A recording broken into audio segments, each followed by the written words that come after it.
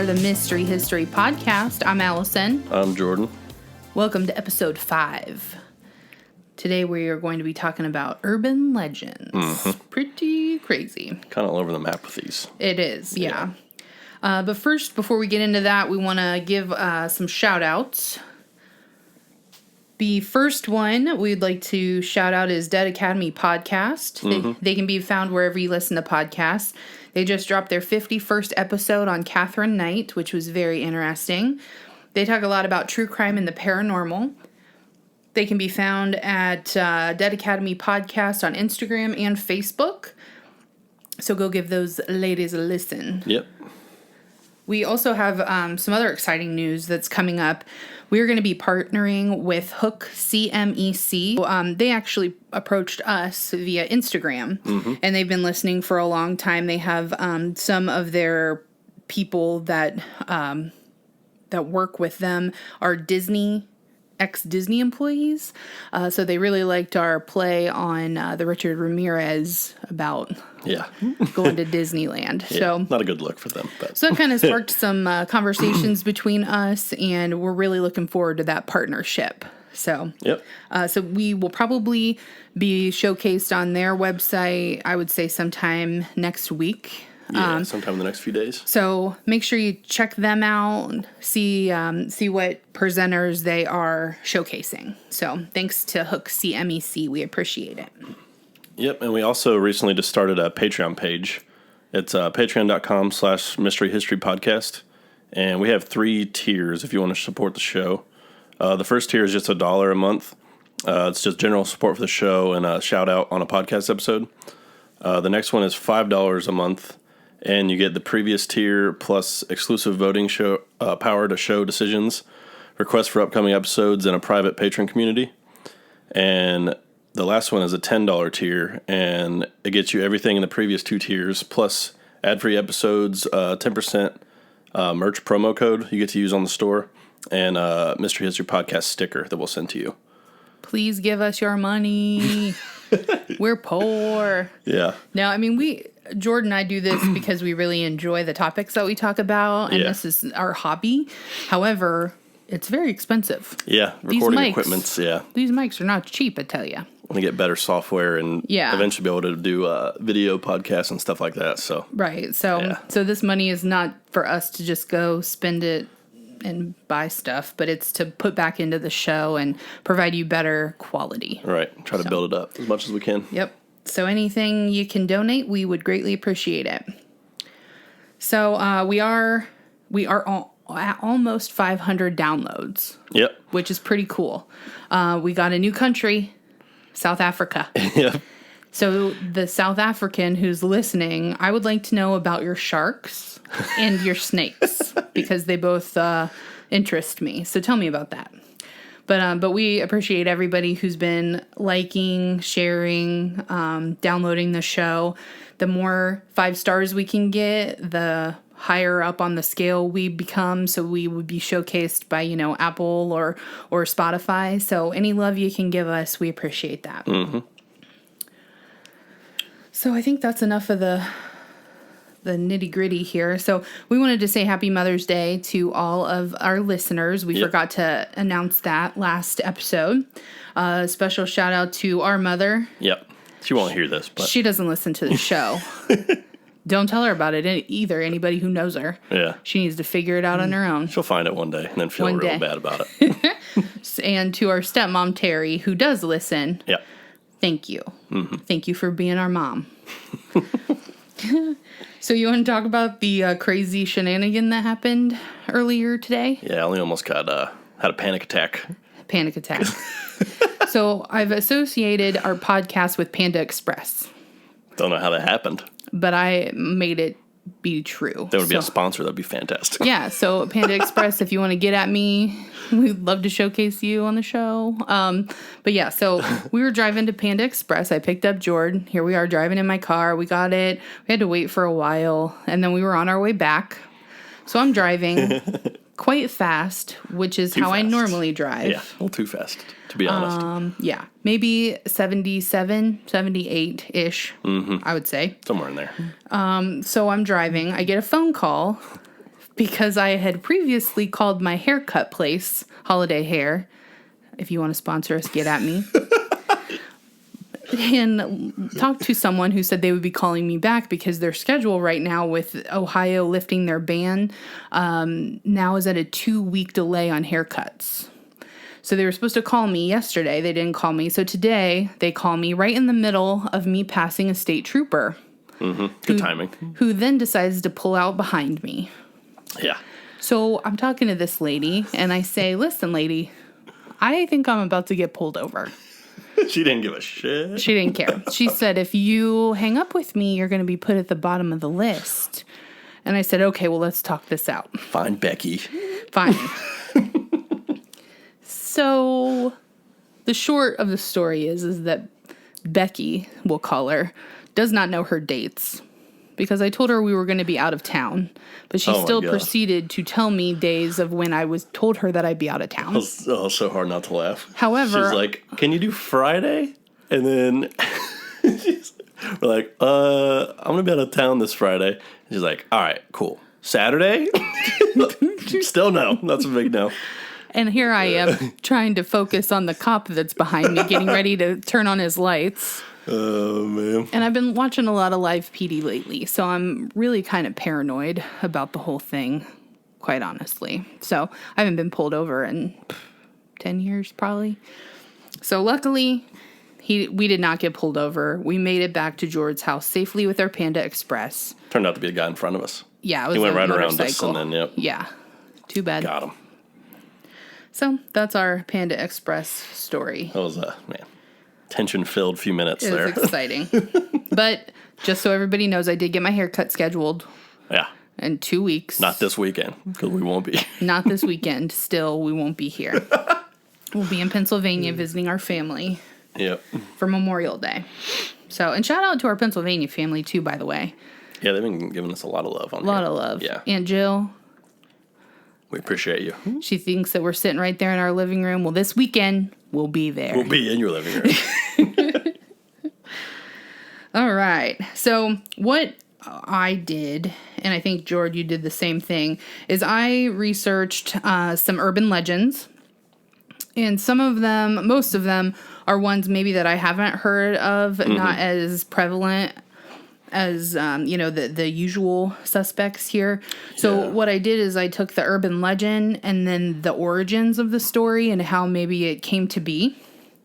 So George worked on his, I worked on mine. So we're just going to kind of play on each other here. One of us will read and then kind of switch off that way. Yeah. I also try to get some that aren't as well or famous, I guess. Yeah. And then towards the end, I've got some more that I just have the urban legend. I don't have the true story because I couldn't really find it. So yeah, I tried to do the same also. Most of these I don't have the explanation, but there's a couple I do, and that's interesting to me, but yeah, I couldn't find it for a lot of them. Yeah. So if anybody knows anything about the stories we're about to share, and if you have any additional origin stories or things that you've heard, if you have some urban legends in your area that you'd like to share, we'd love to hear that too. So and remember, you can send us voice messages on Anchor, so that'd be interesting. We could play some of those and talk about them. Yeah, somebody try that, please. Okay, I'm gonna go first. All right, because I'm the CEO of this bitch. This bitch. That's what your business card should say. Yes. Just our logo and CEO of this bitch. Yes. Okay. So the first one I have is short. It's the Love Roller Coaster. You know that song? Roller Coaster. Yeah. That was in Final Destination 3. And because the roller coaster. Yeah. Yep. And the movie Urban Legend. I don't think I've seen bits and pieces of it. I don't think I've ever seen the whole thing. That movie's so good. I just remember the opening whenever the girl's getting gas. Joshua Jackson's my BF. I love him. Mighty Ducks. Mighty Duck Man. He's good. Okay, so the urban legend is that the Ohio players released Love Roller Coaster in 1975. That's not an urban legend. That really happened. Good. Noted. That's the truth. During the song, around the 1 minute and 24-second mark, there's a scream that seems to resemble a female screaming in panic. Oh. According to the urban legend, Esther Cordet, the model featured on the album cover, had a freak accident where her skin was burned with some heated honey. I don't know if she was like waxing or what was happening, but she was burned. Ugh. Esther threatened to sue for compensation of her injuries and ended up being stabbed to death by the band manager in the control room. Holy shit. And her scream is what you hear in the song. Wait, that actually happened? She actually got murdered? No, this is urban legend, bro. Is she alive? I don't know the answer to that. Well, shit. That's I don't know. wild. Yes. So, the truth Oh. is the scream heard in the song is actually Billy Beck, the band's keyboardist. Fucking Billy. Billy, who tried to imitate a scream of joy while riding a roller coaster. And apparently, Billy screams like a girl. He's never had fun in his life. Never. He just terrified screams only. Right.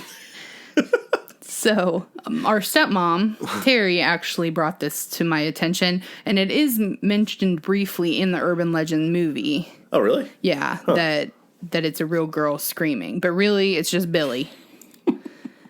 Good old Billy. They probably finished it and listened to it back and like, God damn it, Billy. You sound like a girl. All right, so that was my first one. All right. Tell me a story. I have a bunch. I'm going to try to find a shorter one. We'll go over Cropsey because we just watched a documentary on Friday about it. Yeah. So basically, the urban legend was that it's in Staten Island, New York, and there's a big mental hospital. It's called Seaview Hospital, and the urban legend was that there's an escaped mental patient who had a hook for a hand who would basically capture kids. Mm-hmm. And in the 70s and 80s, there was a string of kids that went missing on Staten Island, and parents apparently used to spook their kids to go to bed at night.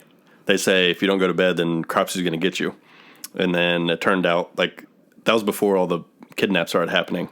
And then there started to be kidnaps, as you do. And the first person to go missing was 5-year-old Alice Pereira. Sorry, I probably butchered that name. But she vanished in 1972 after playing with her brother. The second was Holly Ann Hughes, who was 7. And she was spotted with an older man the day of her disappearance in 1981. And nobody knew who it was for a while. The third was Thais Jackson, who disappeared in 1983. And the last one was Hank Gafforio, who was 22.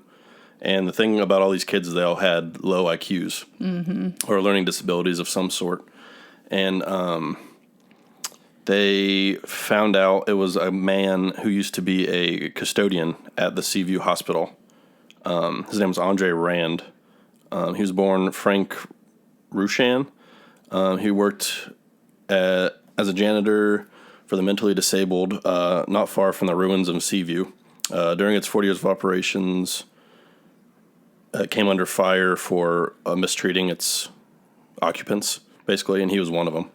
He was an occupant? He was mistreating people because he was a custodian. That's what I thought. He looks like he could have been in there, though. He's crazy. Yeah, some of the you can look him up, and he looks like Charles Manson to me. Yeah, like a taller, like bigger jaw. Yeah, he's bigger. It's his eyes. He has crazy eyes. Mm-hmm.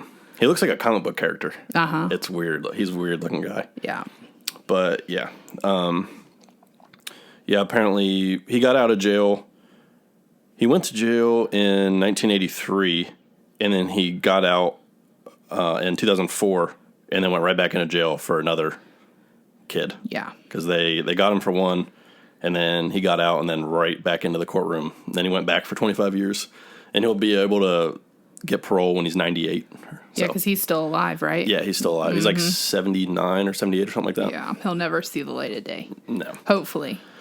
Yeah, it's awful. That documentary was rough. It's called Cropsey Urban Legend or something like that. Mm-hmm. But it's pretty... They do a good job with going through old photos and stuff like that. It's pretty interesting to watch. And just the treatment of the people in the facility is crazy. And the building itself is still there. And they actually go at night to try to look at stuff in the building. And they see... They scare the crap out of themselves because there's a group of kids who were also trying to, spook themselves and buy into the legend. And I don't know. It is a crazy building. I'm surprised it's not torn down. And that was actually, it's called Willowbrook. There must have been two hospitals right next to each other. Because there's Seaview and Willowbrook. Yeah. Willowbrook was the one with all the kids that were getting mistreated. And the Willowbrook Park is the one that they were found. The one girl's body was found. Yeah, it's awful. So there's a couple of them that were never, still to this day, never found. Yeah, I just can't imagine not knowing where your kid went ever. No, that's what they interviewed the parents, and it was still terrible. I mean, yeah. No matter how much time passes, you always wonder if today the day they're gonna come home. That's what they said. It's hard to grasp that they're not alive if they don't know that they're not alive. So it's just, and especially with if you have a child with a learning disability or something like that. So they could have just wandered off, and that's the scary thing. It's that's awful. But yeah, that's what Geraldo Rivera did a investigation in 1972, and it didn't close down till 10 years later. Yeah, it says 1987 the school was closed. So that they knew that it was terrible, and they just kept on trucking. That's nuts. I'm sure I'm sure it got worse. Oh yeah. Ugh. I'm sure back in in the day, like the 50s and 60s and stuff, there was a lot of places like that. Oh, I'm sure too. Because that's what they used to just, anybody that had like a learning disability, they thought they were just like bad. So they put them in a hospital like that, or that's awful. Crazy. Yep. All right. You ready for my next one? Yep. It is Beware of Slave Master. Slave Master. Yes. It's a screen name. Oh. AOL. AOL. AIM.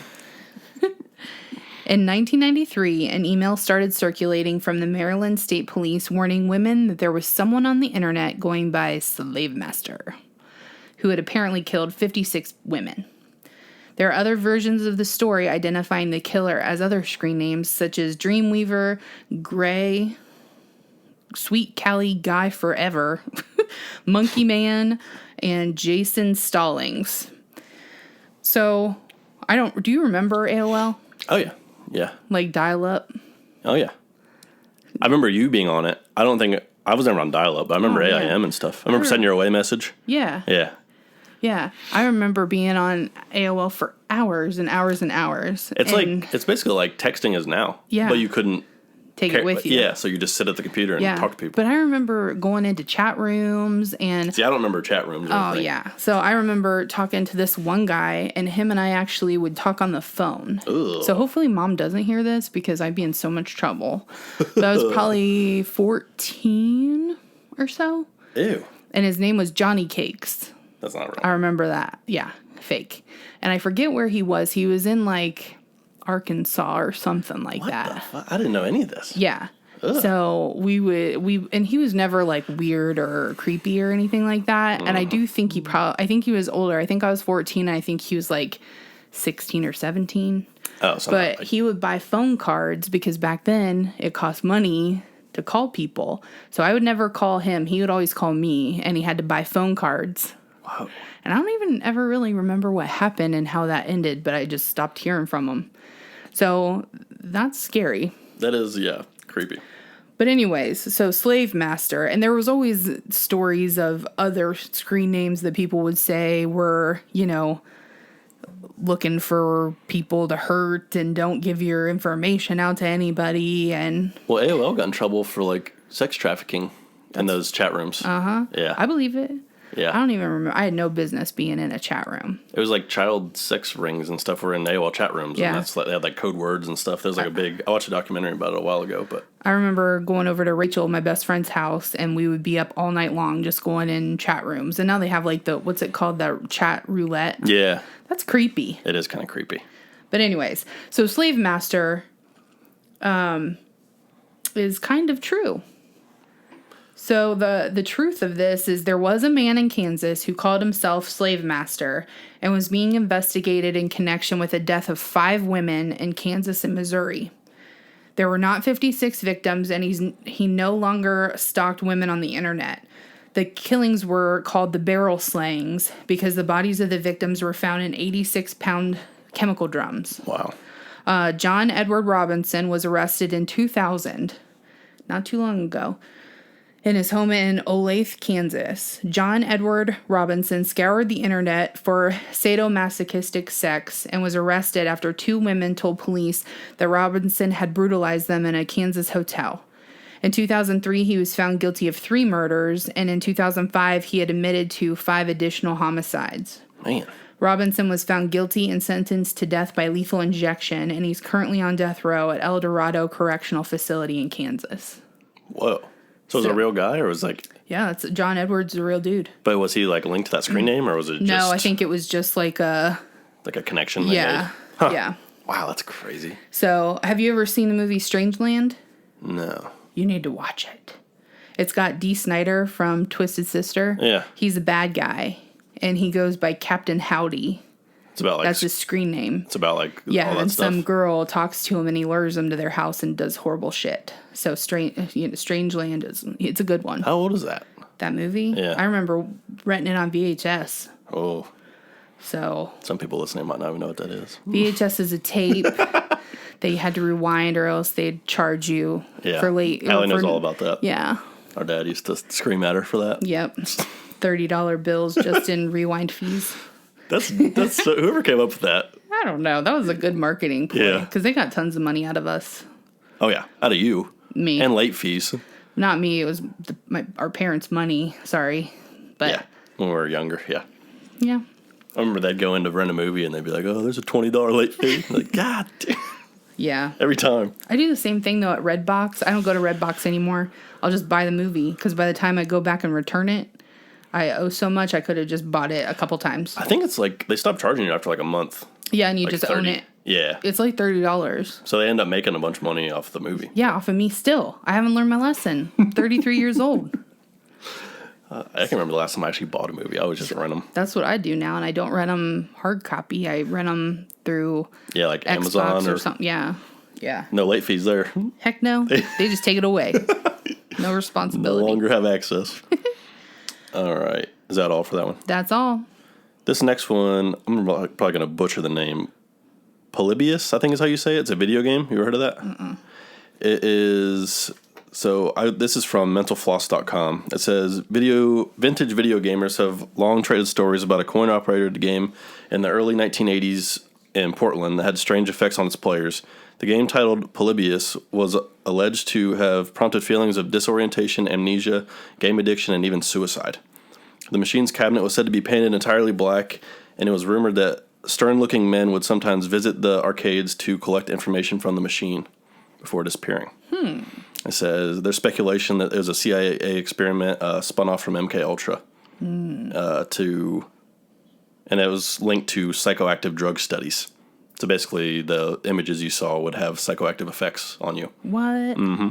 We need to do a episode on MK Ultra. Yeah, we do. I got that in the notes, yeah. Then they go on to say, while the story doesn't hold up to scrutiny, individual pieces are actually based in fact. Brian Dunning, the host of the Skeptoid podcast, did some investigative work that found a 12-year-old named Brian Morrow had become sickened during a 28-hour video game marathon contest in Portland in 1981. Apparently, he drank too much soda and experienced stomach discomfort. Yeah, that'll do that. Just a few days later, Portland area arcades were raided by federal agents who seized cabinets that were being used for gambling. So that's where the CIA connection came in. Okay. And then it said, coupled with the existence of a real game named Polyplay, these memories seem to amalgamate into the Polybius legend. Amalgamate, hey? Yeah. Like that word? That's a big one. You're welcome. I know words. But Can I get a definition? So it's stuff happens in there, in that word. But, yeah, so it's pretty much just a kid drank too much soda, and then there's a video game ring.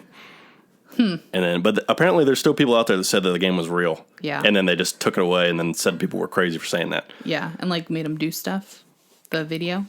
Huh? Well, it made them feel certain ways. Okay. So, once they played it, it's kind of like The Ring, how, you keep seeing it in your head. Yeah. So it's kind of it's like something burned into your mind. Okay. Kind of stuff. It's pretty interesting. Creepy. Yeah. I like all that old video game stuff anyway. Mm-hmm. Your dog. There's a dog in here, and it's beating its tail against the metal legs of the table. She's awful. All right. Body under the bed. Yep, I got this one too. That's interesting. All right. So the urban legend is Oh, that was me. That was not her. That was me. I dinged my watch. Okay. A man and woman went to Las Vegas for their honeymoon and checked into a suite. When they got back to their room, they were overpowered with a bad odor. The husband called the front desk and asked to speak to a manager. He told the manager about the smell and that they wanted to stay in another suite, but the manager apologized because there was a convention in town and they didn't have any more rooms available to offer them. So instead of that, he offered to send them to a restaurant and have a housekeeper come up to see if she could detect what the odor was and take care of it. They returned back from lunch and the smell was still there. He called and spoke to a manager again and told him that they were going sightseeing and they'd be gone for 2 hours and to give them enough time to come back and clean the room. If they returned and the smell was still there, they were going to leave and find another hotel.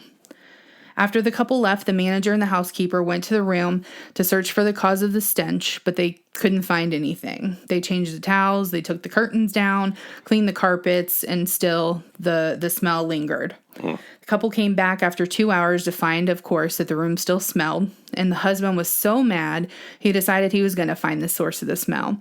So he starts tearing the suite apart. As he pulled the top mattress off the box spring, he discovered the dead body of a woman who had been stuffed in under the mattress. So do you think this is true? No.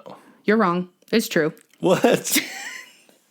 It's true. It's true. So after doing a lot of research, unfortunately, this actually happens like a lot. What? Like a lot. Yeah. Don't. I got a couple examples. No. You ready? Nope. In 1999, the body of Saul Hernandez, who was 64, was found in room 112 of the Burgundy Motor Inn after 2 tourists slept there overnight. Oh, my Lord. The couple complained the next morning and was given a new room, and the motel housekeeper discovered the body. Ugh.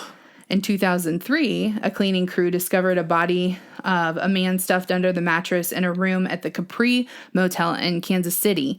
Apparently, the man had been dead for some time. The person staying in the room had stayed there for 3 days, constantly complaining of the smell, and checked out because he could no longer deal with it.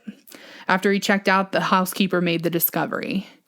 In 2010, the Memphis police responded to a call from a motel where employees had noticed a foul odor in one of the rooms. Investigators found the body of Sunny Millbrook under the bed in room 222. Police say she was found inside the metal box frame that sits directly on the floor. So I used to work at a hotel for 3 years. I started out as a housekeeper, and then I moved up to the front desk. I got to tell you, I could see how that would happen. How? Because, you know those beds that just sit on top of the box spring? So, like... There's no way to look under them? No. Yeah. I mean, there's no way to look under them. And as a housekeeper, I wouldn't move the whole bed and, like, check under there. No. Unless... I didn't think about the metal. Yeah. And to be honest, I worked at this hotel for 3 years, and I don't know which one we had. If we had one that was just like a slab, you know, that it goes on or what. But because... I'd imagine they're all mostly hollow, because there's no reason for them to be filled in under there. Yeah, they should start filling them in. Oof. So, I don't know. And just hotel work in general, I'd imagine you see some stuff. The cops knew who I was, because I constantly had to call them. I worked the night shift, and it was nice because there was a lot of construction workers that would come in, and it was a hotel that people would stay at for a long period of time. Mm-hmm. So they would be there for like a month at a time when they were working on all the construction. And they'd come in and they'd, chat with me. They'd buy me dinner. We had a ham radio convention that came into town and they were still there. They actually saved me one day. I had a ham convention come in. All the hotels were booked. We had overbooked a room, and this guy was like screaming at me. So I had like 15 construction worker guys hear that him yelling at me, and they came out and like stood around me, and the guy just left. Dang, that's cool. So yeah, it wasn't a bad job. I actually really enjoyed it, and the people that would come for business, and they'd come, several times, and you get a rapport with them. So I really liked my hotel job, but I could definitely see where that could happen in real life. Yeah, I guess it's easy to overlook things because, like you said, you wouldn't ever think to look under there. No. Once it's there, it's just there. Yeah. It's like everything else. Most things are like bolted down in those cheaper hotels. Yeah. Like even like the end tables and Yeah. stuff are just like attached to the ground. Yep. So I could definitely, how much is it to stay at a hotel for a month? That has to be so expensive. It's like, it was like $33 a day. Oh, that's not bad. Or something like that. You get it That's cheaper. just discounted at the longer you stay. Yeah. That makes sense. All right. The next one I have is The Licking Hand, which is, the story goes, in the dead of night, a child hears strange noises, and for comfort, they put their hand down to dangle off the bed so their dog can lick it. For comfort, I guess. I've never done that. No, I don't even like the sound of licking. No, it's kind of weird.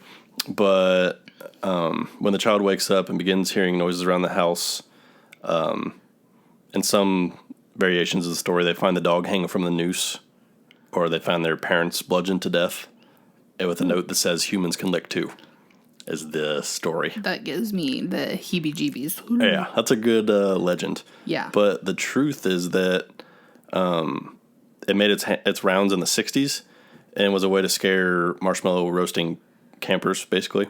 And the tale's first appearance had come as early as 1871, when someone wrote a story they heard in English.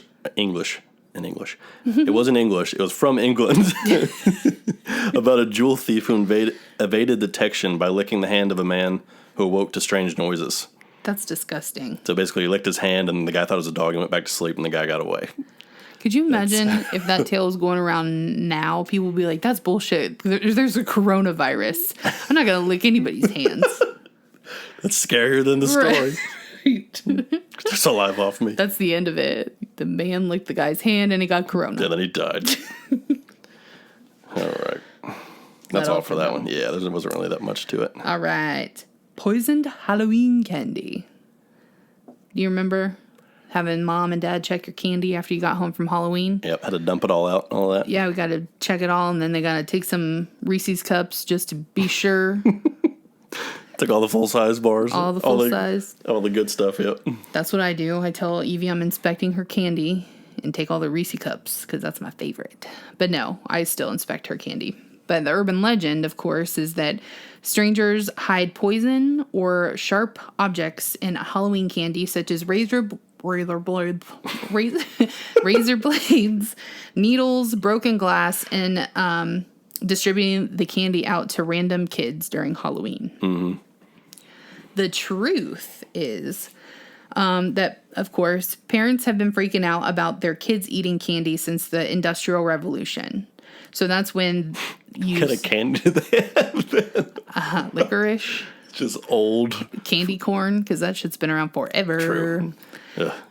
So that's when the food production was taken out of the home and then put into factories, and no one knew who was making their food. Mm-hmm. So this led, of course, to a distrust in the product and the people behind the material coming out of the factory. Did you ever hear, this is kind of a side tangent, have you ever heard of it's called The Jungle by Upton Sinclair? It was like during like the 20s, the teens of the 20s. And he went undercover into like food factories, and it was just disgusting. Oh, I bet. Yeah, it's an interesting book. Yeah. The most famous origin of this urban legend happened on October 31st, 1974. Ronald O'Brien put some cyanide in a handful of pixie sticks and handed them out to children in his neighborhood, as well as his son Timothy and his daughter Elizabeth. He had just taken out an expensive life insurance policy on his kids and wanted to collect the money. The only kid who actually died from the pixie stick was his son Timothy. Everything found about razor blades or needles in the candy, I couldn't really find anything about truth to any of that. They just noted it as people trying to play a Halloween prank and giving it to people, but I don't think that's very funny. I mean, right? We came to get reassurance. Right. Yeah, murder is definitely not funny. Not funny. Thanks for asking. No razor blades, please. Like, that's not funny, right? Did I miss the joke? That's wild. Yeah. Can you imagine, like... No. He must have been in some crazy debt or something. Yeah. Like, that's... Even then, like... You're a crazy person. You did it. Yeah. Yeah, that's... Did it say what happened to him? No, but I think he was found guilty of doing it. So he's got charged But he for wanted murder. that's why he wanted to do it to several other kids, because he didn't just want it to be pinned on him and his kids. So he was trying to blame That's it on somebody insane. trying to poison. Well, he did poison kids. It was him. Dang, that's messed up. I wonder if the mom knew about it. I don't believe so. Ew. Yeah. Could you imagine? Oh, if I found out and my person wasn't locked up by that time, he'd be dead. Yeah. No way. Yeah, that's... I would kill him. Then you'd be in jail for murder. I'd be okay with that. Yeah, that's justified. Yep. The next one I have is The Hook, which is a pretty famous one. The story goes, two young lovers are parked in a makeout spot when a news story breaks on the radio. A killer's escaped custody with his sole distinguishing feature being a hook in place of an amputated hand. The woman is unsettled and implores her lover to lock the car doors, which he does, but the thought of the hook crashing through the window begins to consume her, and she pleads for them to drive off. Annoyed, the boyfriend agrees. When he drops her off at home, she exits the car and notices that a hook is dangling from the door handle. Ooh. Bum, bum, bum. The truth is that aside from the hook hand twist, couples who parked in a designated lover's lane, quote unquote, they had many reasons to be terrified. A former military man named Clarence Hill was convicted in 1942 of several murders in Pennsylvania. He would creep up on unsuspecting car occupants and shoot them through the windows. It says these attacks made for other ripe stories over avoiding making out in parked cars in the 60s. So is the Zodiac. Yeah, the Zodiac did the same thing. Yep. And they never caught him. Mm-hmm. I never heard of this guy, though. That's pretty... Yeah. Creepy. Could you imagine if you were that guy and you were just trying to, like, maybe knock on the window for help, and then they drove off and your hook left? Be like, damn, those are expensive, man. Lost my hand and my hook. And I still don't have a ride. It's been a rough few days. Dude, my feet hurt. My hand is gone. Oh, what a bad day for that guy. Yeah. That was it. Was that in the Urban Legend movie? The hook hand guy? It was. Or that's, what am I thinking of? I Know What You Did Last Summer. I was going to say Peter Pan. Oh, my Lord. Yeah, it is. I Know What You Did Last Summer. Also a good movie. That whole movie's based around that thing, I guess. Yeah. That's the most 90s movie. Urban Legend was the guy in the back seat. That's right. Yeah. I think I have that one, too. I'll go over that one next. But My next one's Bloody Mary. So the urban legend, there's actually many versions of the urban legend, but this is the one that I found and liked the most. A long time ago, there was a little girl named Mary who grew very ill and fell into a deep coma. The doctor, who was old and feeble, told the family that she was dead. The family had a funeral and laid the girl to rest. Mary's family lived very close to the graveyard where she was buried. The first night, Mary's mother thought she heard screams coming from the grave, but no one believed her. Days later, Mary's mother convinced them to dig up her grave and found that Mary was dead, but saw scratches on the top of the coffin and her fingernails were bloody in efforts to escape the grave, as she was buried alive. If you follow these instructions, you may be able to see Mary yourself. Stand alone in the dark in front of the mirror and say her name 3 times, turning around in place after each time. After the 3rd time, you will see her behind you in the mirror and she will scare you to death. Oh. So we used to do that all the time. Did you? I was always I was a pussy. Yeah, I never did it. He's still afraid of the dark, ladies and gentlemen. No, I'm not. I don't like it. Do you still sleep with a bat, yes or no? I mean, there's one close. Is it for paranormal activity or is it for robbers? That's for robbers. Are you sure? If they get in here, they're not going out. I'll tell you that. I don't know why. I've always done that. That's like my biggest. Slept with a bat. No, yeah. Well, been afraid of like I lock my door when I sleep. Yeah. Because I don't. That's like my biggest fear is somebody breaking in and me like not knowing and then just being in here while I'm asleep. Yeah. I don't know why that just like the thought of that freaks me. I've never had anybody break into anything, but that's like your worst fear. Always in the back of my mind. Yeah, I don't know why. Somebody could be in here. Mm-hmm. Huh. And that's why because I sleep with my door locked. Because if they try to get in my room, you'll hear the jiggle. They'll hear it, and then I got a fucking bat right there, and then they're fucked. That's my theory, anyway. Doesn't it make sense? Yeah, I mean, there's a method to the madness. See, I was like that too, but then now that I have Evie, I sleep with my door open because I want to hear something. If I hear it, I'm going to her room first. Yeah. That's so scary. But then you can't really have a kid lock their bedroom door because if there's like a fire or something. My house was built in 1920. I don't have any locks. They're like old. Oh, really? I didn't know that. Those doors are like I knew the doors original to the house. They're big, and I think there probably is a skeleton key somewhere, but I don't have it. So somebody's got the key to my house doors. Anyway. Sorry, a little tangent again. We keep going off into nowhere. The truth about Bloody Mary is that not many confirmed origin stories are out there, so we don't really know. Some say that Mary Tudor, who put many Protestants to death, was given the nickname Bloody Mary, or Elizabeth Bathory, also known as the Queen of Blood. I was going to say, why does that sound familiar? She's the one that bathed in it, right? Yeah. Yeah. Yeah, she killed her servant girls and bathed in their blood. We should do an episode on her because I really find her interesting. Yeah, there's a couple things on these lists that I would like to do full episodes on in the future. Have you ever seen Stay Alive? Yeah, that one about the game. Yeah. It's based on her. Yeah, okay. Mm-hmm. Yeah, because she thought that was like the Fountain of Youth or something, right? Yeah, Young people's blood. So that's, And then, so she was convicted of murdering hundreds of girls and known to bathe in her blood like we jumped ahead. Mary Worth was a witch executed in the Salem witch trials, and she could also be kind of tied to the origin of the story. Well, me and my friends used to do this all the time, and here I am still alive. You survived. So if anybody wants to do this, let us know what happens. If we don't hear from you, obviously she scared you to death. It's weird how that whole thing is just based around you in your own head. Like, you just get so scared in your head that I don't know. It's weird how your mind will play tricks on you like that. Yeah. I actually have a explanation to why people see things. So it says, staring into a mirror in a dimly lit room for a prolonged period of time can cause one to hallucinate. Facial features may appear to melt, distort, disappear, and rotate, while other hallucinatory elements such as animal or strange faces may appear. Giovanni Caputo of the University of Urbino writes that the phenomenon, which he calls strange face illusion, is believed to become a consequence of a dissociative identity effect, which causes the brain's facial recognition system to misfire in a currently unidentified way. Other possible explanations for the phenomenon include illusions attributed to perceptual effects of Troxler's fading and possibly self-hypnosis, which is basically like what we said, where your mind will... I don't know what the hell you just said.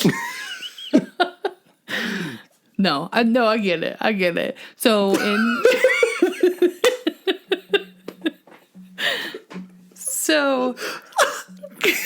You don't get it. You said you don't get it. Did I offend you, dog? Oh, shit, that's funny. Says the color of the mirror can also have an effect where silver-based mirrors portray a more masculine figure while the glass behind the mirrors portray a feminine figure like most people see. That also happens whenever you're doing like ghosts, like you're trying to find ghosts in a picture. Your face wants to recognize faces and things, so you can think that you see something that you really don't. It's like matrixing or something like that, I think it's called. That's like in like the woods, whenever you're walking in the woods at night, you just like see things. Yeah. And it's just your mind trying to make sense of it. Yeah. Which is pretty crazy. Mm-hmm. Here's a definition for Troxler's fading, because you don't know what the hell I just said. You said a lot of stuff. I did. That was a lot of words. Troxler's fading is an optical illusion affecting visual perception. When one fixates on a particular point for even a short period of time, an unexchanging stimulus away from the fixation point will fade away and disappear. So basically, like what we said, your mind will put things there that aren't there, which is pretty interesting. Yeah, that's it for that one. Okay. My next one is Helltown. Summit. Sultan. Helltown. It's in Summit County, Ohio, which is between Cleveland and Akron. So it's about, I Googled it because I want to go there now.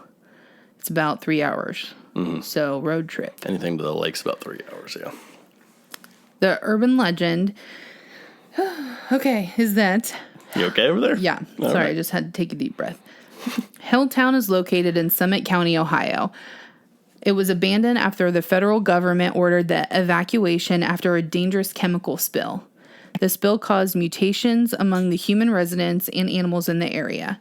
One of the reported products of mutation was a monstrous python known as the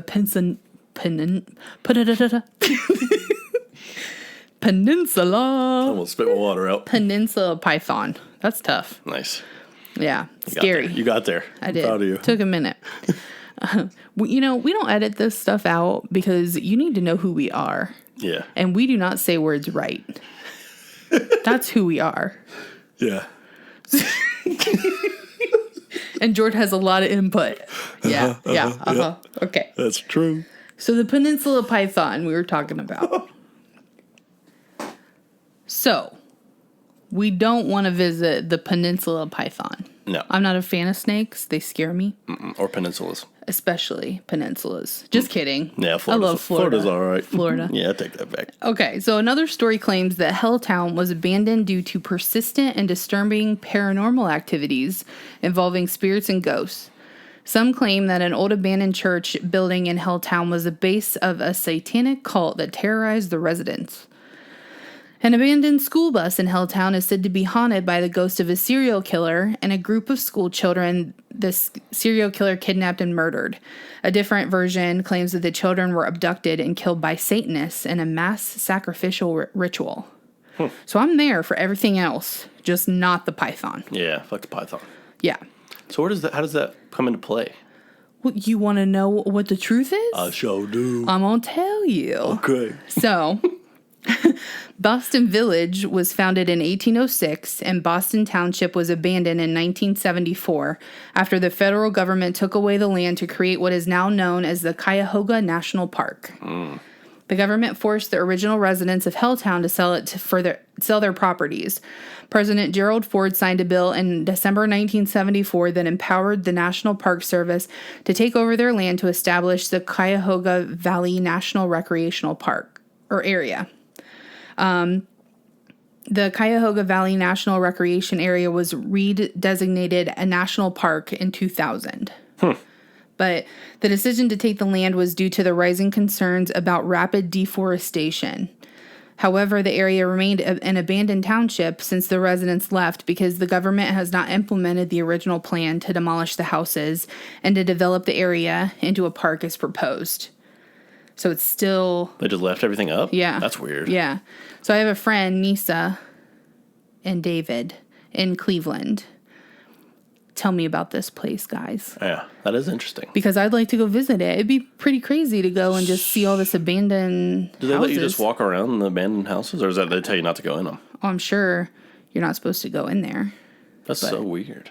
I guess it's expensive to tear shit down. I guess. So they just let the earth reclaim it. It's like... for the Peninsula Python. There's probably animals in there. Like The Peninsula Python. Keep setting me up. We're going good. Just keep hammering that python. That's like shipwrecks and stuff in the ocean. They just let it go. Yeah. It comes like a coral reef. Yeah. Yep. So that's interesting. So 3 hours. Road trip. There's probably nothing else there, though, I bet. No, I don't. I feel like she had told me about it at one point and that it was nothing really there. But still be cool to say we went there. Yeah. Yeah. That reminds me of that town in Pennsylvania that the mine caught on fire. Yeah, let's do a little ditty on that. Yeah, it's called Centralia, and basically, I think it was in the 80s, 70s, or 80s. It was like a mining town, and the mine was all the way underneath the whole town. And then the mine caught on fire. So they had to evacuate because the fumes were coming up from the ground. So basically, there's just a whole town in Pennsylvania that's abandoned and still on fire today. That's crazy. So it's been burning for a long time, yeah. That they couldn't put it out in some way. I don't know. Yeah, there's no way to really get in there. And unless you flood it. I don't know. Well, and like, wouldn't it eventually run out of stuff to burn? It's just like the earth. It's like the earth is on fire, basically, underneath the ground. So it's kind of just... I don't sound like a raging fire, but it's like smoldering. Yeah. So it's still, there's like toxic fumes that come from the ground, so everybody had to leave. Like, but if you go there's like cars and there's like houses that are just have like stuff in them from people. So it's kind of like Chernobyl. If it wasn't that dangerous though, and the fact that you can't go in there for probably long periods of time and they don't want people living there, you'd think you'd be able to go back and get your stuff. Yeah, I don't know how that worked because, there's people that go there and like visit. It's probably not good for you. Yeah, probably because of the fumes, but you'd think you could. Well, I don't know. I don't know. It's interesting. Well, we're going to Pennsylvania next weekend. Maybe a road trip. I think it's far away. I don't know. Why don't you tell me? Let's see here. Centralia, Pennsylvania. On the map. That would be so fun. Let's see. Well, that's very... Oh, yeah, it's like almost near Philadelphia. I want to go to Philadelphia. You just want to go there because of Rocky. I do. I'm going to run halfway up the steps and then take a break. And then run the rest of the way. And walk. Yeah. Well, I say we need to plan a road trip to there. To Philly and to that other place. Oh, wow. This article says it's been burning for 50 years. Wow. It's all off. History.com corrected me. Yeah, it's super interesting, though. But it's not really a legend, but it's still... It's just weird. It's, yeah, it's very Chernobyl-esque because there's just stuff that's just... Well, and I would like to go to Chernobyl, but this place is way closer. This is, yeah, by hundreds of miles. Yeah, so let's just do that. Hundreds and hundreds. I could still get a Geiger meter. There's no radiation. Just to pretend. Make a noise with it. Beep, beep, beep, beep. Right. Beep, beep, beep, beep. We could do that, and then we could do a podcast, like a live We could film a video. Facebook video. What do y'all think about that? Yeah. Would you watch it? Tell us in a comment. Tell us, no, y'all stupid as hell. Right. All right. All right. What's your next one? So the next one I have is Loch Ness, which is a pretty famous one. The monster. The monster. There really isn't too much about it, except for there's just like a list of sightings. But it's the second largest lake in Scotland, which is interesting. Guess how deep it is, if you had to guess. You know I'm not good with measuring. I'm not bad. I'm not good, but I'm not bad. No, I'm definitely bad at measuring. I have no idea. 1,000 kilometers. It's 745 feet deep. What? Could you imagine like sitting at the top and realizing there's 700 feet beneath you? So if Loch Ness isn't in there, something else is. Yeah. Is it salt water? No, it's fresh water. Dang it. But it's weird because it's like pewter is like the sand, so it's like black. Oh. So the water is like black. Yeah. It's weird. Because I was thinking like maybe the megalodon, but it's not salt water. They, well, we'll go back to the beginning. There's been sightings since 1933. They built a road around the lake, which was completed in 1933. They gave people an unobstructed view of the lake for the first time. Because I guess the only way you could see it is from... I guess they tore down trees and stuff so that people could see it. But a couple claimed they saw a sea creature, and then from there just like took off. So now that's kind of one of those things that once you see it or once you hear about it, then people just go and be like, "Oh, I saw it too." Right. Like it's your mind again playing tricks on you. You kind of put things there that aren't there. There was a famous photograph in the 50s, but it was turned out to be a hoax. But still to this day, it says it brings in $50.6 million in tourism money. I bet. Just for the lake. I'll go there. That's crazy. Add it to the list. And then another thing was that the lake is on a fault line. Yeah. So sometimes seismic gas releases from it. So apparently under the water, you can see the gas and it looks like shapes. So it looks like your mind could think it's a monster. Something. Yeah. Well, so you are seeing something, but it's just gas. Have you ever seen The Meg? The movie? Yeah. Yeah.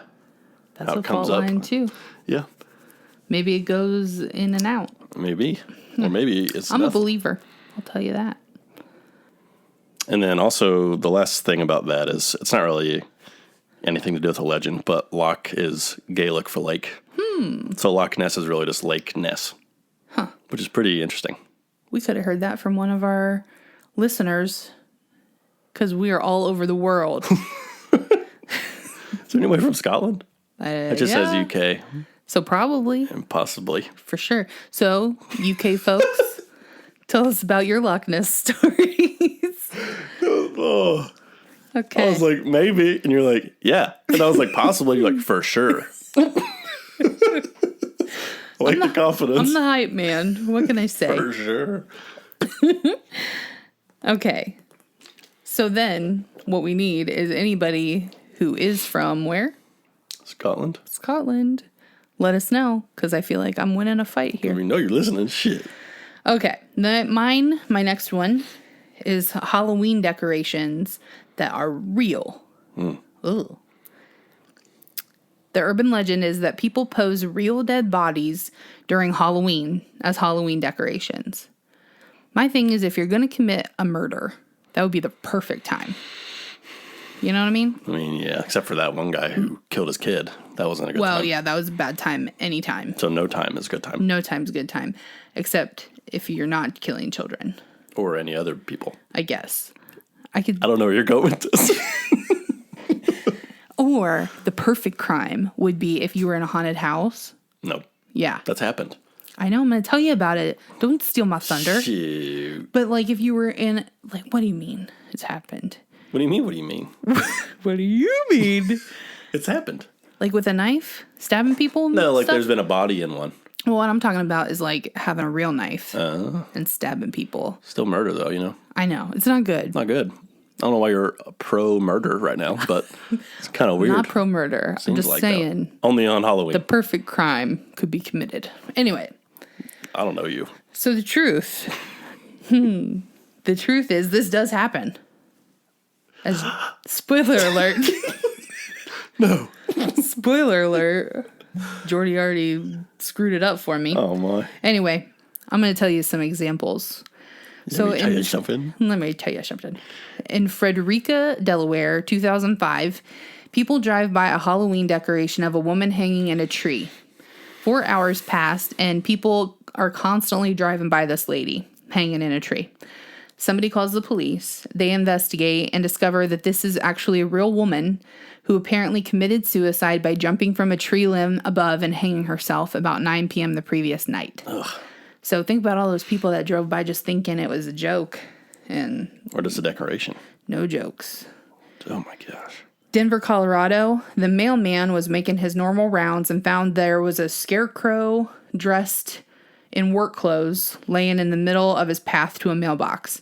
He assumed it was just a Halloween decoration that had fallen over, and he stepped over the body and dropped the mail in the spot where the slot is. Okay. Anyways, the body of the homeowner was discovered after his son came home from work. Are you okay? I don't know, man. I'm telling my life story here. Okay.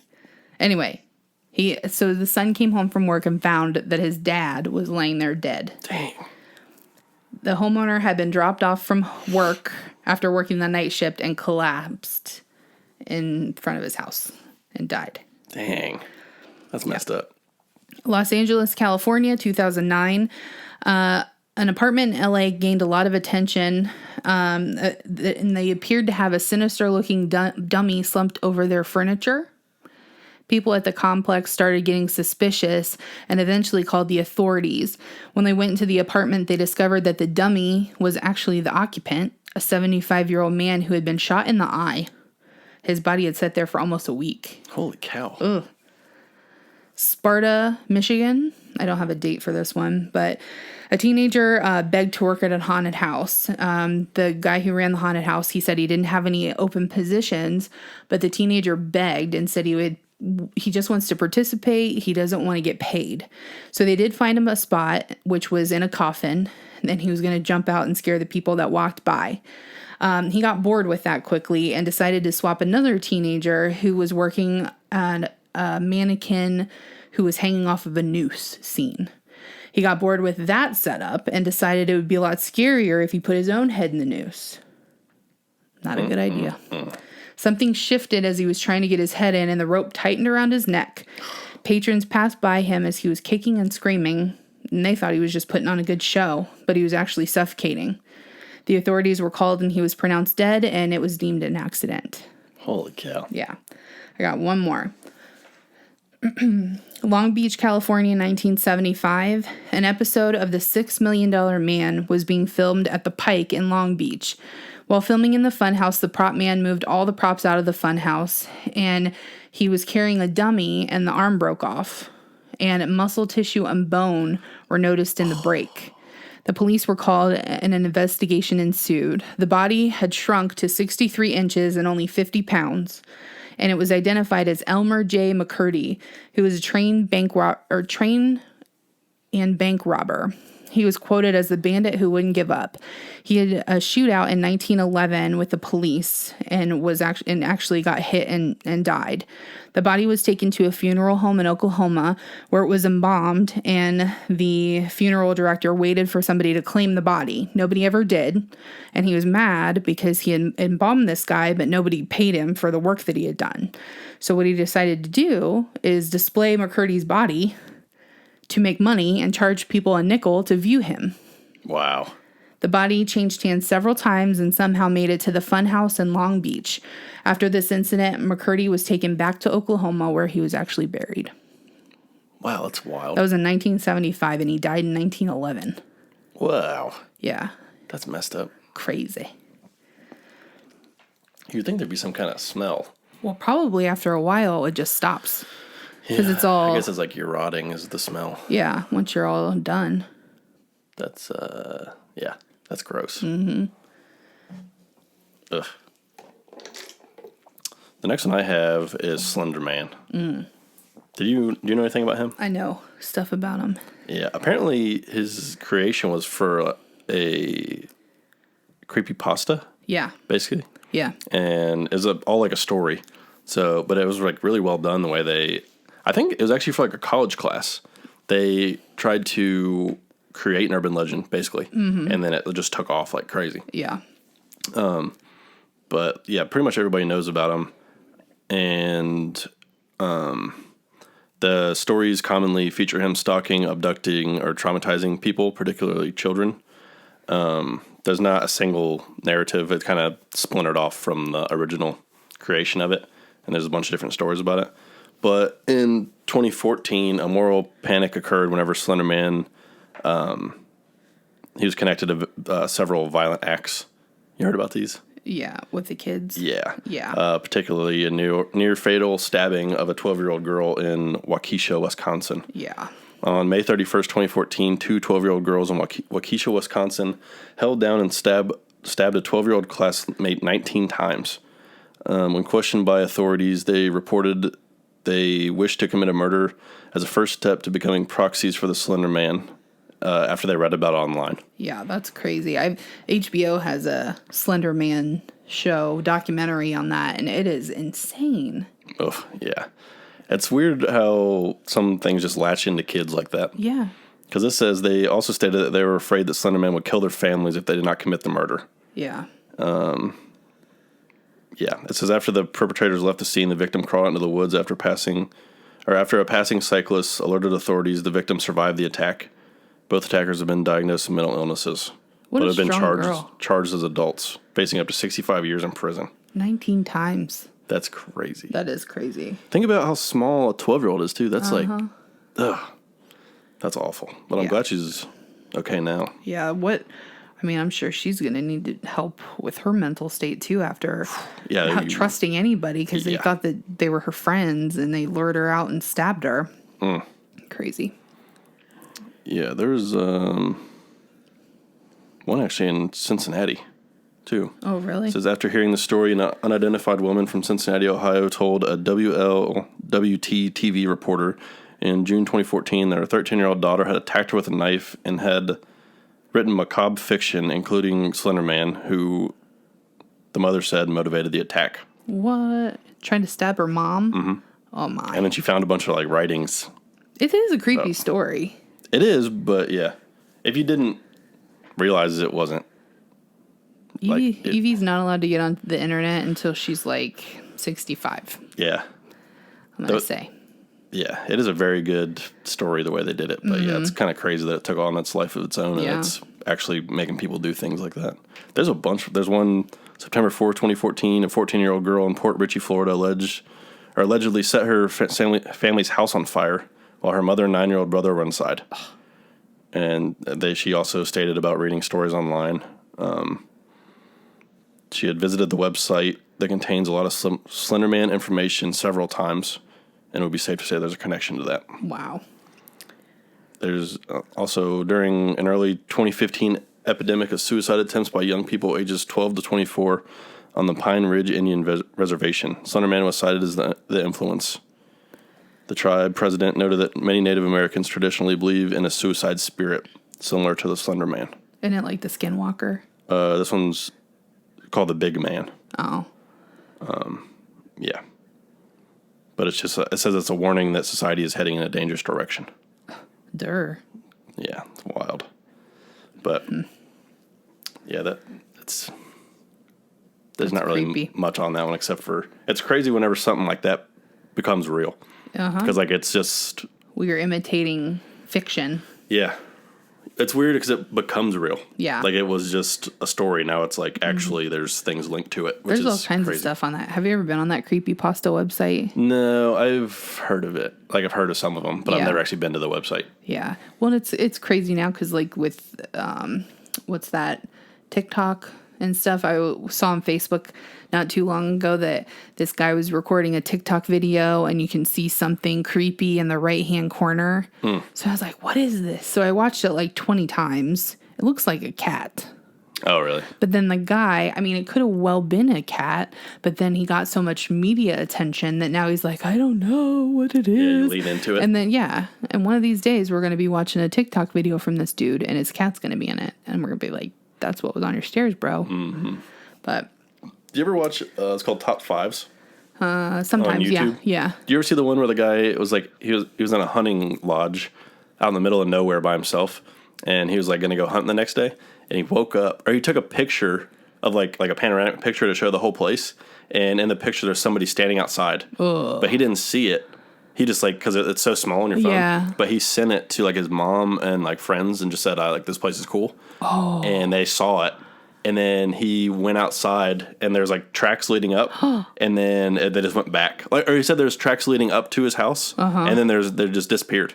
That's creepy. So I don't know if the guy just took his tracks back, but No, he's probably inside the house. no, they stopped like because it was in the snow. Oh, so it didn't lead all the way to the house? No, it was like just to where he was in the picture, and then it's just gone. It's like that, I would leave so fast. Yeah, I wouldn't go outside. If somebody told me there was somebody standing outside, I'd be like, okay, no. He had like a gun because he was going hunting. I don't care. I've seen enough. Still. I've seen enough. Yeah, if you're all by yourself, I would no. No. I would just walk to the car and go. Do Facebook Live so everybody can see what happens. Ugh, Never be alone. crazy. All right, my next one is our dad and a bunch of our family is from Pennsylvania. I know we mentioned it before. So I found this one out of Pittsburgh, which is called the Green Man or Charlie No Face. The urban legend is their Green Man was a local myth in PA. The Green Man was a laborer who was either struck by lightning or electrocuted while working on a railroad in the South Park area. Some versions of the legend say he died and his ghost haunts the area at night. Others say he was horribly disfigured and only comes out at night. Most versions agree that he glows green. There is a railroad tunnel along Piney Ford Road in South Park Township, known to locals as the Green Man Tunnel. Since legend says the Green Man was electrocuted railroad worker, many believe that his spirit haunts the former train tunnel. So the truth about this is actually sad. So Raymond Robinson was a severely disfigured man who liked to take nighttime walks. Robinson was so badly injured in a childhood electrical incident that he could not go out in public without fear of creating a panic, so he took long walks at night. Local tourists would drive along the road in hopes of meeting the Green Man or Charlie No Face. They passed on tales about him to their children and grandchildren, and people raised on these tales are sometimes surprised to discover that he was a real person and was liked by his family and neighbors. Robinson was 9 years old when he was injured by an electrical line as he climbed a pole and reached for a bird's nest on Morado Bridge outside of Beaver Falls. The bridge carried a trolley and had electrical lines and had actually killed another boy less than a year earlier. Robinson survived, defying doctors' expectations, but he was severely disfigured. He lost an eye, or both of his eyes. He lost his nose and his right arm. Wow. Robinson lived in Coppell and spent his days at home with relatives, and he made doormats, wallets, and belts to sell. Because of his appearance, he rarely ventured out during the day, but he liked to go on his long walks on the stretch of State Route 351. Groups of locals regularly gathered to search for him walking along the road. Robinson usually hid from curious neighbors, but would sometimes exchange a short conversation or photograph for beer or cigarettes. Some were friendly and others were cruel, but none of his encounters deterred Robinson from his nightly walks. He was struck by cars, actually, more than once, because of his walks. He didn't stop his walks until the last years of his life and retired to the Beaver County Geriatric Center, where he died in 1985 at the age of 74. There are pictures of this guy, and I could see why there would be an urban legend about him, because he looks rough, but that's so sad. Yeah, that's terrible. Yeah. Man.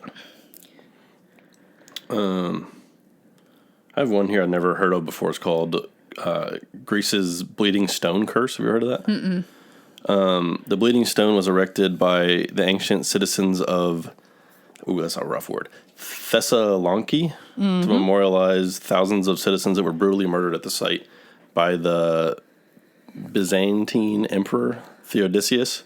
It was believed to bleed every year on the anniversary of the killings. Oh, really? And then, not wanting to be reminded of the massacre every year, he ordered the stone be destroyed. And ever since, a curse has allegedly befallen what's known as Hippodrome Square. As Greece's, it writes, almost every building that was erected in the area, specifically any building whose tenants failed to acknowledge the sacred history of the site, was violently destroyed. Oh. It says the curse worked its evil magic until 1978, when an earthquake caused a building to collapse, resulting in the death of 29 people in its place. The Billy Building was built, which houses the archives, and features lots of information of the massacre, and is believed to have lifted the curse. Huh. That's pretty wild. Yeah, that is crazy. Where was that at? Greece? Greece, yeah. Add it to the list. All right. My next one is Boy Scout Lane. Have you ever heard of this? No. Okay. So the urban legend is Boy Scout Lane is an isolated road in Linwood Township, Wisconsin. It was given the name because of a tragic incident that a troop of Boy Scouts perished in. It is said that the desolate road is now haunted by the ghosts of the Boy Scouts who died there. According to local urban legend, during the 1950s or early 1960s, a troop of Boy Scouts visited the area on expedition where they hoped to earn a number of merit badges. However, that night as they slept, they were murdered one by one by their scoutmaster. Or some stories, it's the bus driver. In a second variation on the legend, a small group of Boy Scouts leave their camp during the night and accidentally drop their lantern, resulting in a forest fire that kills the entire troop. I like the serial killer one better. Mm-hmm. Of course you would. You're all about murder. I know. Yeah. So the only truth I could really find about this is that the road was named Boy Scout Lane because the land that's located near there was once owned by the Boy Scouts of America. Less ominous. And they planned to use the land to build a scout camp. Although the camp was never constructed and the land remains woodland, the name was still used. So that's all I could find on that one as far as the origin. Right. That's what a lot of these are hard to find the origins. I'm not sure why. But. That was the last one that I actually had an origin story for. Mm-hmm. I've got a couple other ones, but it's just urban legend. I don't have any truth to it. Right. So, what you got? I got the chupacabra. Chupacabra. Which means it's from chupar, which means to suck, and cabra, which means goat. To suck a goat. So it means goat sucker. It sounds like a terrible, something you'd call somebody. Yeah, I'm going to call you the chup. It's a legendary cryptid rumored to inhabit parts of the Americas, with the first sightings being reported in Puerto Rico. The names comes from the animal's reported habit of attacking and drinking the blood of livestock, especially goats. Huh. The physical descriptions may vary. Is purportedly a heavy creature with the size of a small bear, with a row of spines reaching from its neck to the base of the tail. Ooh. Eyewitnesses have been claimed in Puerto Rico, and as far north as Maine and as far south as Chile, and even being spotted outside the Americas in countries like Russia and the Philippines. So, it's kind of all over the place. I've always heard of chupacabras, but I never really knew what it was. Yeah, it's kind of it's like Bigfoot almost. It's like a beaver. It's like, yeah, like a bear beaver goat sucker thing. I'm just going to let you keep talking and see where this goes. With razors on its back. And then? That's all. All right. The first reported attack was attributed to the creature and occurred March 1995 in Puerto Rico.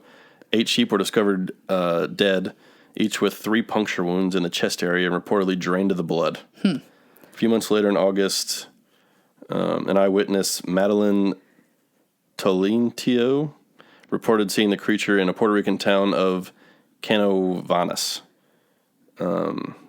which has as many as 150 farm animals and pets that were reportedly killed. With 3 puncture wounds. That's weird. That is very weird. So it's not a vampire. Mm-hmm. It's the chupacabra. In 1975, similar killings were linked to this. So they're kind of just all over. It just has a bunch of listings of... Do they have like a picture of the chupacabra? No, nobody's ever seen it. Is that so? Yeah. There's no photos. Well, all right then. Yeah, that's kind of all there is for that one. It's just like I said, a bunch of accounts of things that might be it. So it's kind of hard to say that's it. Okay. Here's another description, actually. It says the chupacabra is that of a reptile-like creature said to have leathery, scaly, greenish-gray skin with sharp spines or quills running down its back. It is said to be approximately 3 to 4 feet and stands up and hops in a fashion similar to a kangaroo. See, I was way off. I was thinking it was like a beaver. Yeah, not a beaver. Like a cute little thing like that. There's another one. It says another common description of the chupacabra is that of the breed of a wild dog. Its form is mostly hairless and has a pronounced spinal ridge, which is what people think are the spot. Yeah. Has pronounced eye sockets, fangs, and claws. 3 fangs. 3 fangs, apparently, yeah. Unlike conventional predators, the chupacabra is said to drain the animal's blood and sometimes its organs, usually with 3 holes in the shape of a downwards pointing triangle. Okay. I've got a visual on that. This is helping. And that's really all it says. Could just be werewolves, though. They say apparently there's a lot of, in South America and stuff, there's a lot of stray dogs that are hairless. I don't know why they're hairless, but apparently that's what most people think it is. Yeah, it's just a hairless dog. Well, then they would probably also eat small livestock if they're hungry enough. Well, yeah. So I don't really know where the chupacabra part came in. So I'm going to say we busted that myth. Yeah, that's some bullshit. Mm-hmm. Not even real. All right. You ready for this next one? Uh-huh. This one scares me. Good. Okay, Pigman Road. You ever heard about this? About to tell you. Okay. Holland Road in Angela, New York is an original, just kidding. It's original and ordinary, both at the same time, road. That's a backdrop for 2 scary urban legends. Jesse Hell and his best friend Paco decided to take a drive down this road after hearing about a tragic train incident from December 1867.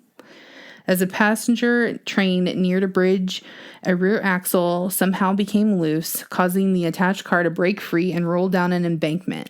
Only 1 person died initially, but the 2 coal stoves on board broke open. Ugh.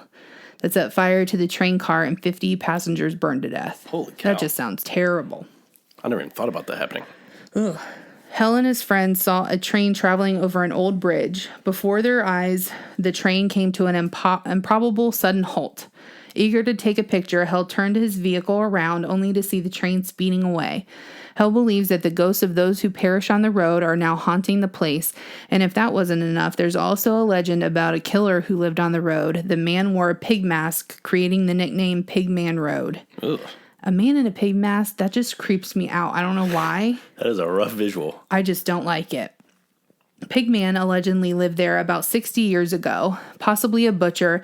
Pigman would chop off pigs' heads and place them on stakes around his home. He placed 3 pigs' heads right by his door to make sure everyone stayed away. 3 young boys were not deterred and decided to pay Pigman a visit and see what he was up to, for fun. The night, of course, ended up with 3 human heads on the stakes, and Pigman was never seen from again. Mike Sad from Lancaster decided he would go pay a visit to this scary site. He took a female friend with him and puffed up his chest as they approached the bridge. He became less confident when he saw "Pigman raped me here" spray painted across it. Determined to not chicken out, they got out of the car, but when the sounds of squealing pigs echoed through the darkness, they jumped back in the car and fled, never to return to Pigman Road. Like, you know in Saw? Yeah, the pig head guy? Isn't that a white mask? No. Is that a pig? What? What was that? My mouth just did not make a sentence. I'm looking at you and I'm trying to still figure out what are you saying. I'm thinking of the wrong mask. You're thinking of William Shatner mask. No. Yeah. I'm thinking of the one in the first one whenever he's like taking pictures of the apartment. Yeah. Isn't that the pig? With a pig. Mm-hmm. Yeah, but I thought it was like white. No, it's pink. Is it? Yeah. My mind And then at the end, too, it's like in a parking garage or something. Mm-hmm. But there's another movie that had the pig, too. I know in American Horror Story they had a pig head thing. I never watched that show. I was not. Ugh. That just freaks me out. Can never get into that. I don't know why. They have some good seasons and some not so good seasons. Okay, that was all for that one. I just have one last one. And I never heard of it before. It's the Night Marchers of Hawaii. You ever heard of that? No. The Night Marchers, or I'm not going to try to say that. That's Hawaiian. Hakipo. Sorry, Hawaiian listeners. Nailed it. They're spirits of former ancient Hawaiian warriors who once in life protected Hawaii's most sacred people. These people were so sacred, in fact, that the commoners were not allowed to look at them. If they did, they would be killed. The Night Marchers weren't there to harangue anyone. They were simply doing their jobs, which is why they traveled at night to avoid peering eyes. It says they continue to roam around Hawaii at night as spirits, and legend has it if you look directly into a night marcher's eyes, you will be marked for death. If you do happen to find yourself in the middle of a procession, you're supposed to lie down in the middle of the road in order to show your respect. Really? Mm-hmm. I never heard that before. I've never heard of that either. Yeah, it's interesting, though. That's crazy. Mm-hmm.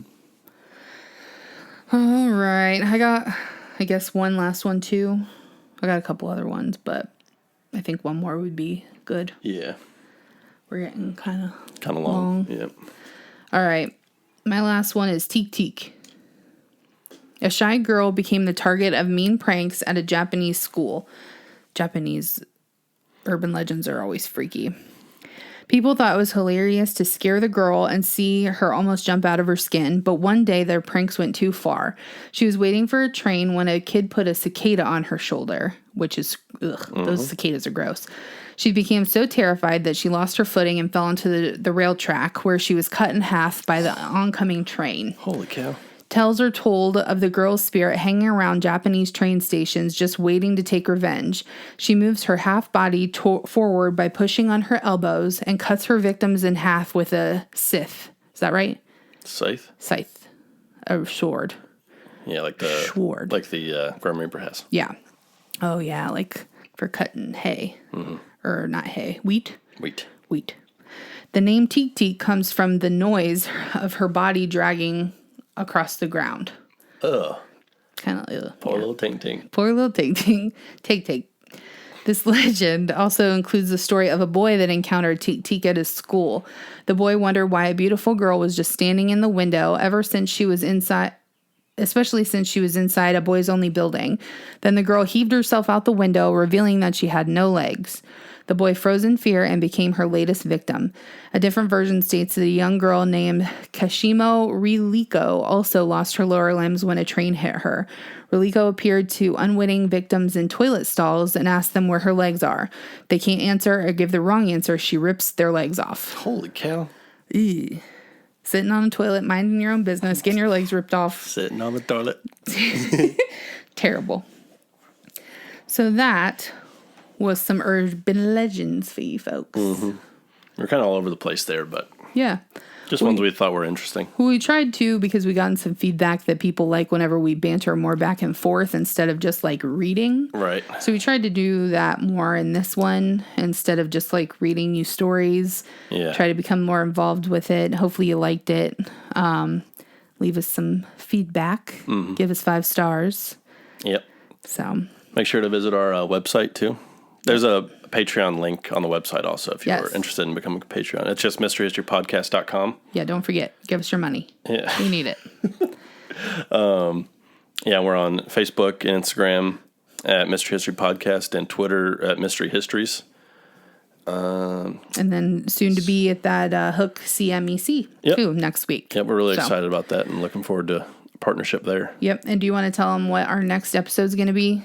Oh, yeah, we're going to do the Radium Girls. The Radium, which I have never heard about. George told me a little bit about them, and I think it'll be pretty cool.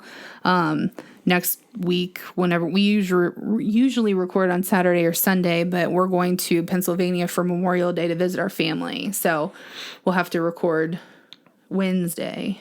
But that's our topic we decided. So it should be a good one. Yeah, here's a little, the Radium Girls were female factory workers who contracted radiation poisoning from painting watch dials with self-luminous paint.